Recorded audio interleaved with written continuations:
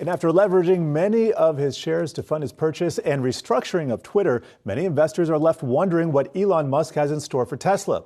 Our next guest has some ideas on what steps a billionaire could take to course correct the EV maker in 2023. That would be Wedbush Managing Director and Senior Equity Analyst Dan Ives joining us now. Dan, snazzy yellow gear. I could imagine what that's for, but we got to talk some tech first. What can Elon do in the new year? Look, I think first off, it's naming a CEO of Twitter. I mean, that's really been what I'll say is an albatross on Tesla stock is Musk running Twitter and Tesla at the same time. I think that's the first thing. I mean, rip the Band-Aid off, name a CEO, don't let this drag on too much longer. The second, I mean, he's talked about it, but it's been Pinocchio, boy that cries wolf, but stop selling stock. I mean, he's used Tesla as his own personal ATM machine, whether it's a 10b5 plan, but lay it out so investors know nothing is really coming around the corner in terms of a block of sale. And I think the third is just laying out conservative numbers in January, not sky high given the macro. Those three, along with some of the others we laid out, I think that is a stock that could go meaningfully higher. But Musk created a 5-alarm fire. He's the only one that could extinguish it.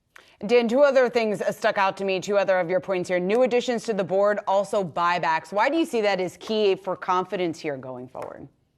I think the board, from the street perspective, it's viewed as sort of a rubber stamp board. You need more independence. I think that would really ultimately bolster the street's comfort level in terms of what's going on with Tesla. Because as we've seen, Musk, it's been a Cinderella ride since 2017-18.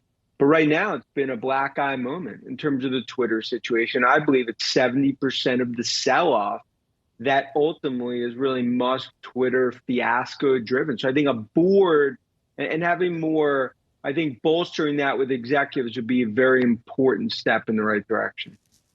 Dan, we know that Elon Musk borrows heavily against his shares of Tesla. Is there a price point or a situation where that ends up in some kind of death spiral and significant margin calls for Mr. Musk?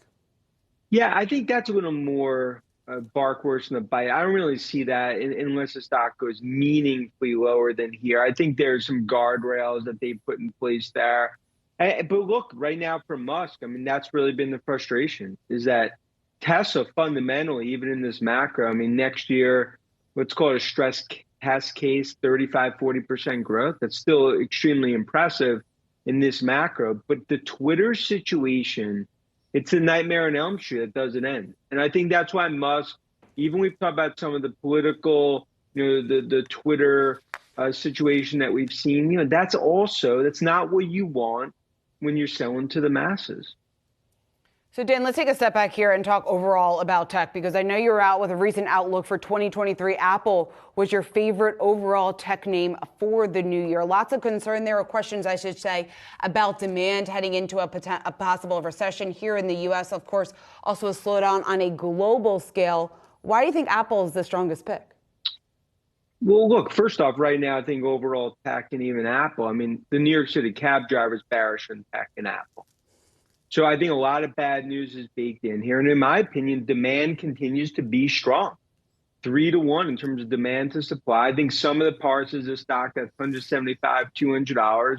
And I just view tech as under-owned as I've seen since 2009. You want to own the high-quality tech. And that's why when I look at a name like Apple, you look at a name like Microsoft to play cloud, you look at a name like Palo Alto to play cybersecurity.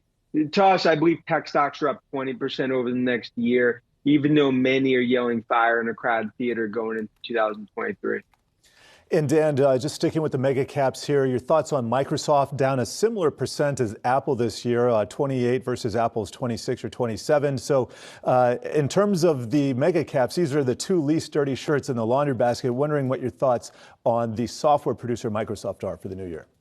And Jared, that's a good example. I mean, I would view Redmond as a rock of Gibraltar. I mean, you look at spending next year, we think ultimately it's 6-7x IT spend. I mean, cloud, we're still less than 50% of the way through the cloud. That's the best pure play way to play the cloud, in our opinion. And clearly, you've seen risk assets get sold. But I believe Microsoft, when you look at that from what I view from a valuation perspective, stress test fundamentals, and what I view is probably the best management team in enterprise, I'll bet on Microsoft at these levels, and I think that is way oversold in our opinion. Dan, what about the FTC, though, seeking to block Microsoft's acquisition of Activision? And I bring that up just overall as regulations could potentially be a risk for the sector here in the new year and, of course, the years ahead. What's your view on that? Well, I mean, it's a Game of Thrones between Redmond and FTC, but they're not backing down. I do believe Microsoft ultimately wins that battle and does get Activision in their trophy case. And it's not just Microsoft. Others in big tech are watching it because this is sort of a battle, almost a sort of courtyard battle that's happening. And I believe it unleashes more M&A in big tech. Big tech, I think as well as strategic and financial M&A, I see a tidal wave of M&A happening to tech, especially with what we see a lot of these valuations, what they're reflecting. Dan, we've been listening to you the whole time you've been talking, but we're a little confused because we know you're a big Penn State guy. They had the Rose Bowl coming up this weekend, yet you're in Michigan colors. What's going on? Yeah, and we'll be at the Rose Bowl this weekend. I have a lot of family at Michigan, so I'm representing the Go Blue going into what I believe is probably a 2-touchdown win versus TCU. You've heard it here first. We'll see whether or not you're right. Dan, it's always great to have you on. Thanks so much for joining the show, and Happy New Year. Thank you.